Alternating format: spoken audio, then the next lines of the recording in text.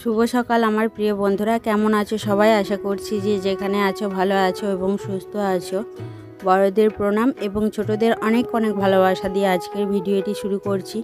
বন্ধুরা, আজ যাচ্ছি বাপের বাড়ি। তো আমার ভাইজির শরীর খারাপ ছিল, তখন ভর্তি ছিল হসপিটালে। তখন তো যেতে পারিনি, কারণ দামোদর নদীতে প্রচুর বন্যা ছিল, সেই কারণে যেতে পারিনি।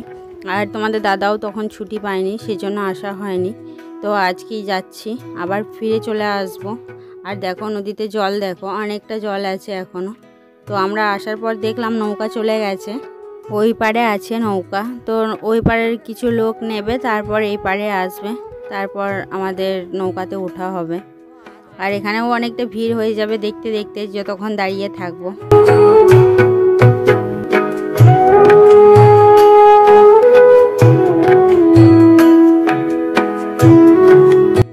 বন্ধুরা দেখো, যখন দামোদর নদীতে বন্যা এসেছিল তখন পুরোটাই ডুবে গিয়েছিল। আর এইখানটা প্রচণ্ড চওড়া আছে।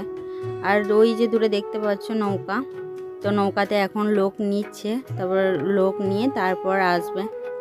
যখন নদীতে প্রচুর বন্যা ছিল তখনই আমার ভাইজিকে ভর্তি করা হয়েছিল হসপিটালে, তো সেজন্য যেতে পারিনি। তার সঙ্গে তোমাদের দাদাভাইও ছুটি ছিল না, ওর জন্য আরও করে আসা হয়নি। আর এই ভরা নদীর মধ্যে তো যাওয়া অসম্ভব ছোট ছেলে নিয়ে, সেই জন্য আসতে পারেনি। আর বাবাও বলেছিল যে নদীর জল কিছুটা কমে যাক তারপরে যাওয়ার জন্য। আর এদিকেও দেখো বন্ধুরা, ভিড় হয়ে গেছে অনেকটা, আরও ভিড় হয়ে যাবে যতক্ষণ দাঁড়িয়ে থাকবো।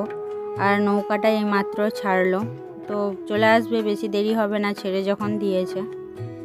আর এদিকে দেখো নদীর জল কিভাবে বয়ে যাচ্ছে, এখনও অনেকটাই জল আছে নদীতে। বন্ধুরা দেখো, দেখতে দেখতে নৌকাও চলে এসেছে আমাদের কাছাকাছি। তো এনারা নামবেন, তারপরে আমরা উঠে বসবো নৌকায় গিয়ে।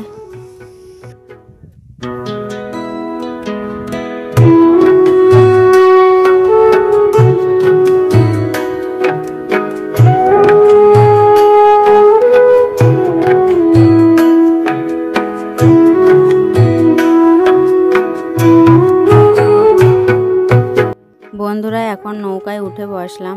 আর দেখো অনেক ভিড়ও হয়েছে, আর প্রতিদিন এইভাবেই ভিড় হয়। যেদিন হাট থাকে সেদিন তো আরও ভিড় হয়, প্রচুর ভিড় হয়।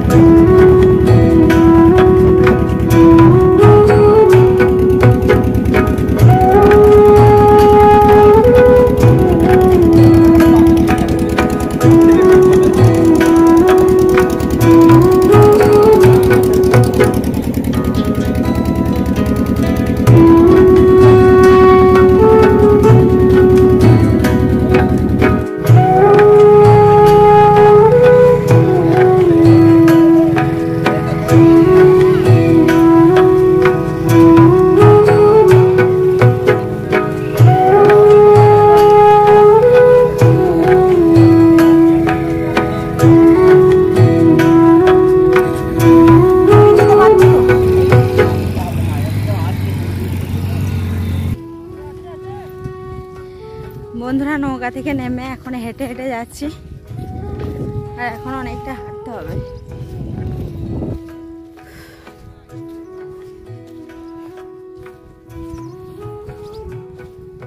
বন্যাতে এইগুলো সব ডুবে গিয়েছিল জলে, বন্যাটা এখন মরে গেছে, জলটা অনেকটা কমে গেছে।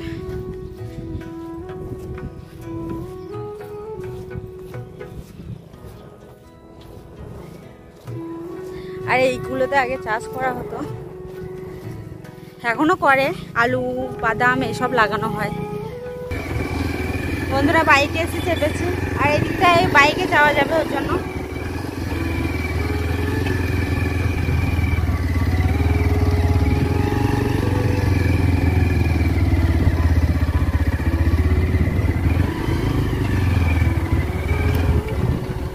এগুলো তো একটা গাছ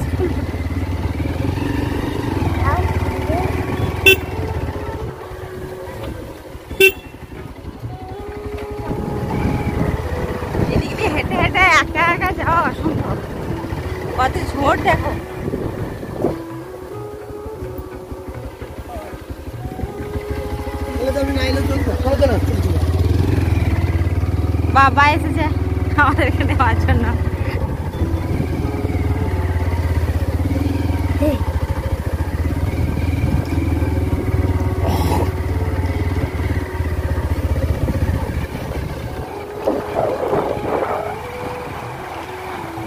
এইগুলো চাষ হয়, বাদাম আলু এসব লাগে।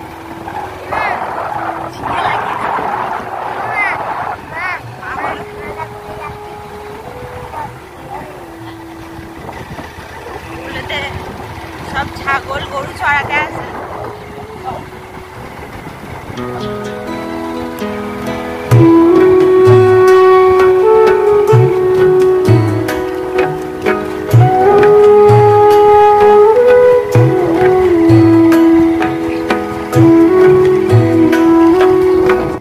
বন্ধুরা এদিকটা পুরো ঝোপঝাড় হয়ে থাকে, তো এদিক দিয়ে শিয়ালের ভয় থাকে, প্রচুর শিয়াল আসে এদিকে। আর এদিকে অনেক লোকও থাকে, গরু চড়ায়, ছাগল চড়ায়। আর এদিকে চাষ হয়, যখন বাদাম লাগানো হয়, আলু লাগানো হয়, তখন চাষ করা হয়। আর এই দিকটায় দেখো সবজি লাগিয়েছে, শাক লাগিয়েছে, কুমড়ো শাক আর পাট শাক লাগিয়েছে। এদিক দিয়ে তো সারাক্ষণ চাষ করা যায়, যে কোনো যদি সবজি লাগানো হয়। আর তার সঙ্গে তো আলু আর বাদামটা তো লাগানোই হয়।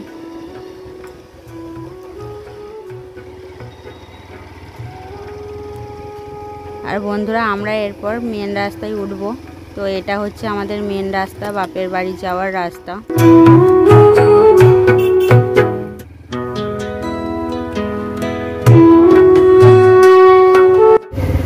বন্ধুরা এখন রাস্তায় উঠেছি, আর বাবা দেখো পিছনে পিছনে আসছে।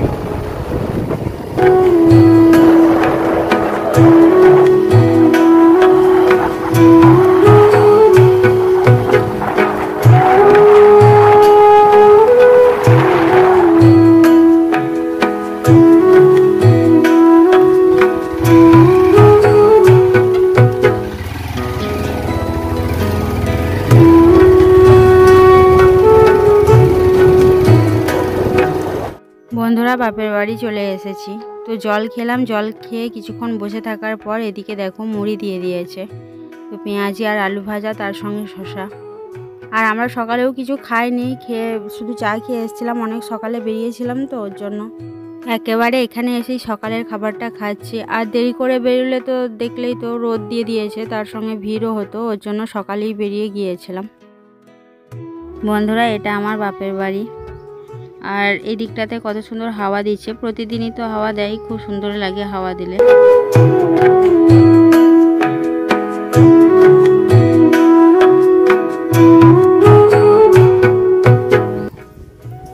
এই দিকটাতে মাঠ আছে, দেখো কত সুন্দর হাওয়া দেয়।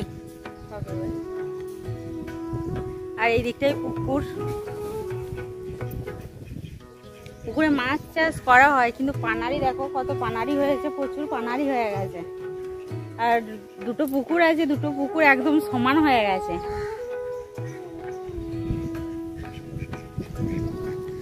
খুব সুন্দর হাওয়া দিচ্ছে বন্ধুরা।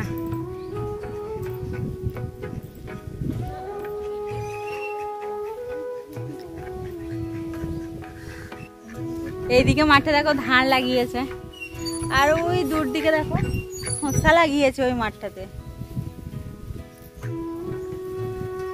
কত সুন্দর হাওয়া দিচ্ছে, সত্যি বলছি, দারুণ লাগছে হাওয়া খেতে। এই পুকুরে অনেকটা জল উঠে যায় বৃষ্টি হলে।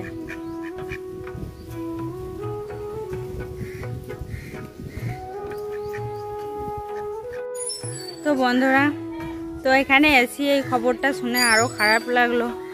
তো কি বলবো তোমাদের, যে এই বাড়িটার মেয়েটা, যে এই বাড়িটা দেখতে পাচ্ছ, এটা তো বিয়ে করেছিল ওই দিকে একটা বাড়ি আছে, ওই দিকটা করে একটা বিয়ে করেছিল, ও নিজে বিয়ে করেছিল, মানে লাভ ম্যারেজ করে।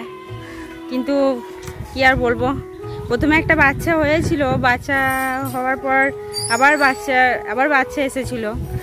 তো জানি না হঠাৎ করে কি হয়েছিল, বাচ্চা সহ, মানে কি বলবো, এত খারাপ খবর শুনে এত খারাপ লাগছে না, কি বলবো তোমাদের। তো সবাই আসছে, ওদের অনেকজন এসেছে, কিন্তু এখন এদিকে নেই গো, দেখো এখনো সবাই আসছে।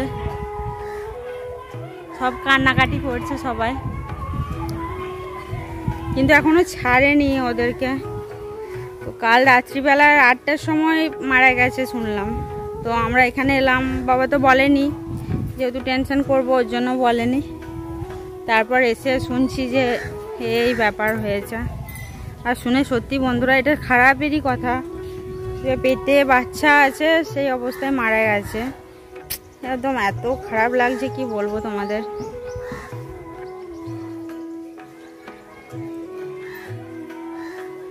সবাই কান্নাকাটি করছে এখন। অনেক কুটুমজন এসেছে কিন্তু এই দিকটাই নেই, ওরা ওই দিকটা করে আছে আড়ালটার দিকে। আমি একবার গিয়েছিলাম কিন্তু সব কান্নাকাটি করছে তো, আর এমনিতেই তো ধরো শুনে ভালো লাগছে না, ওর জন্য আবার পালিয়ে এসেছিলাম, ভালো লাগছে না বলে।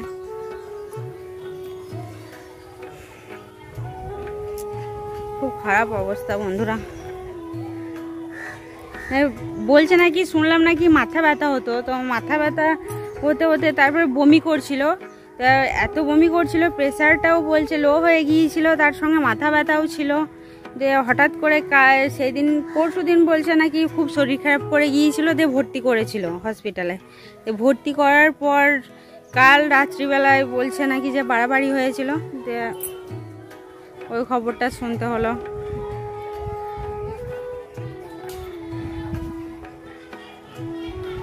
যাই হোক, এত খারাপ লাগছে, খুবই খারাপ লাগছে।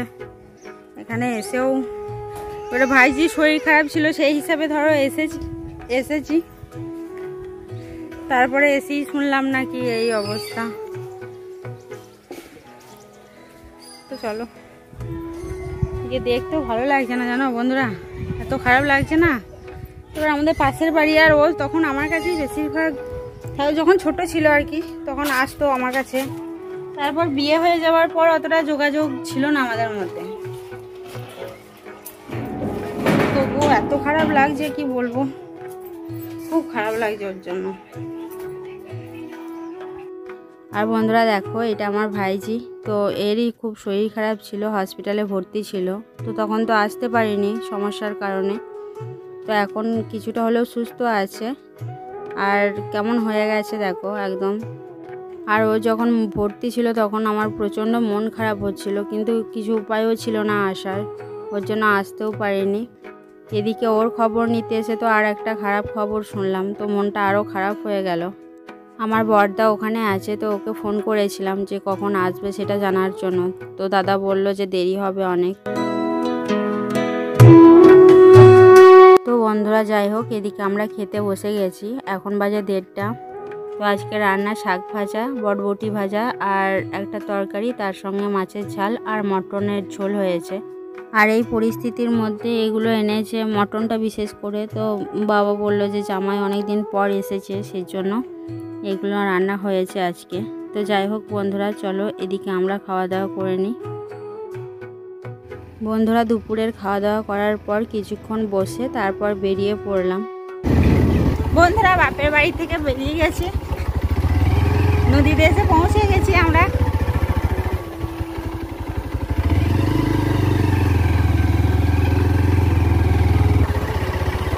আর যে মারা গেছে তাকে এখনো আনা হয়নি, রাত হয়ে যাবে, আর আমাদের তো ধরো থাকা হবে না, ওর জন্য বেরিয়ে গেছি সকাল করে। না হলে নৌকা ঘাটে তো নৌকা চলবে না যদি সন্ধ্যা হয়ে যায়, ওর জন্য সকাল সকাল বেরিয়ে গেছি।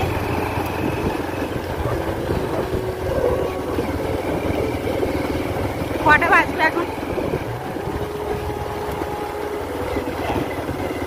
4টা।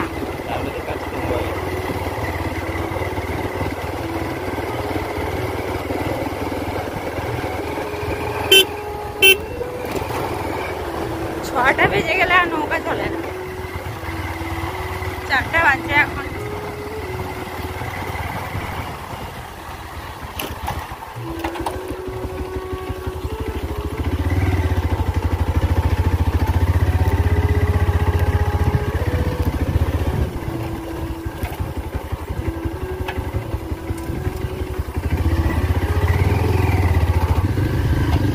এদিকটা পুরো ঝোঁক।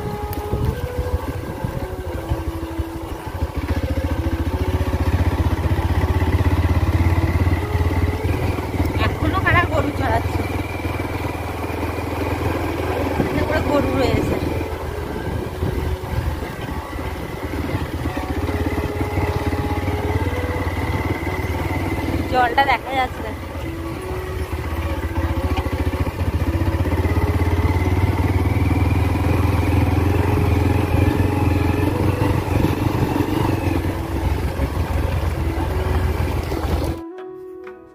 আমরা একটু দাঁড়িয়েছি, নৌকাটা ওই পাড়ে আছে, ওর জন্য ওখানে গিয়েও তো দাঁড়িয়ে থাকতে হবে।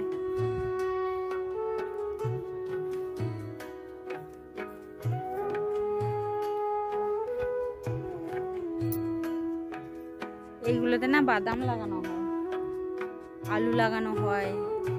বন্ধুরা নৌকা ওই পাড়ে আছে, তো ওই জন্য আমরা একটু দাঁড়িয়েছিলাম। তারপরে দেখলাম যে একে একে বাইক আসছে অনেকগুলো করে, কিন্তু যদি অনেকগুলো হয়ে যায় তাহলে মুশকিলে পড়ে যাব, সবগুলো তো নেবে না ধরো।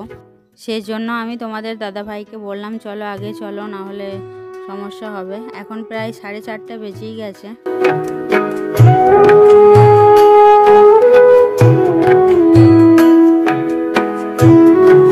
বন্ধুরা দেখো কতগুলো বাইক, পিছনে আরও আসছে।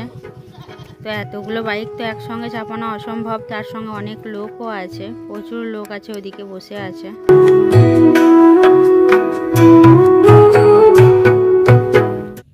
এখানে অনেকে মাছ ধরতে আসে।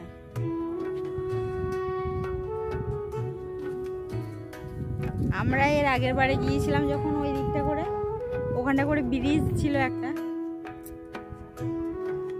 ব্রিজটা ভেঙে গেছে, প্রচুর বন্যা হয়েছিল।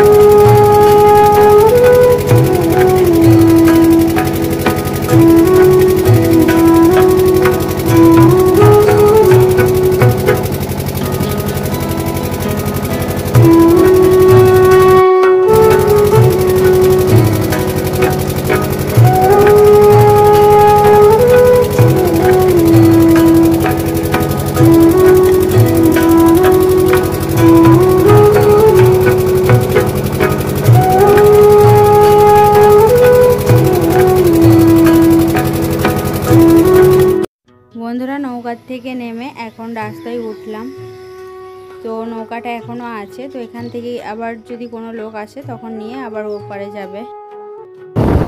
বন্ধুরা এখন গ্রামে পৌঁছলাম, আর দেখো সন্ধ্যা হয়ে গেছে।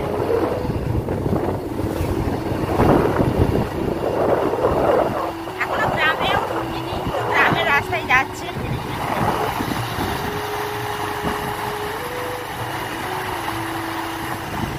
ছেলে বলছে আমি সামনে যাবো, সামনে চেপেছে।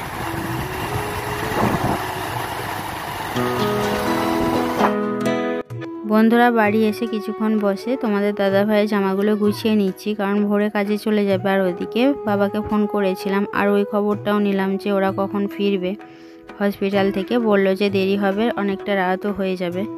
তো যাই হোক বন্ধুরা, আজকের ভিডিওটা এই পর্যন্ত। যদি ভালো লেগে থাকে অবশ্যই লাইক কমেন্ট করো। সকলে ভালো থেকো, ধন্যবাদ।